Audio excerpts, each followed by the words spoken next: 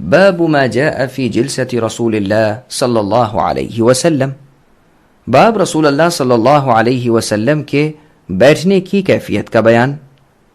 عبداللہ ابن زید ابن عاصم رضی اللہ عنہ سے روایت ہے کہ انہوں نے نبی صلی اللہ علیہ وسلم کو مسجد میں لیٹے ہوئے دیکھا، آپ نے ایک ٹانگ کو دوسری ٹانگ پر رکھا ہوا تھا۔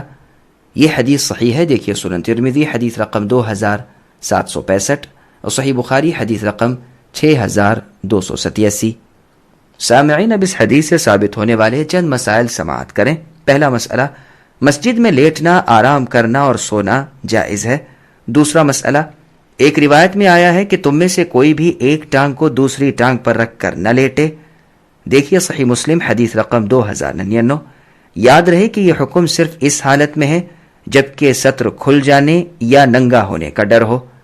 تیسرا مسئلہ، جب مسجد میں لیٹنا جائز ہے تو ثابت ہوا کہ بیٹھنا بھی جائز ہے، لہٰذا یہ حدیث باب کے موافق ہے۔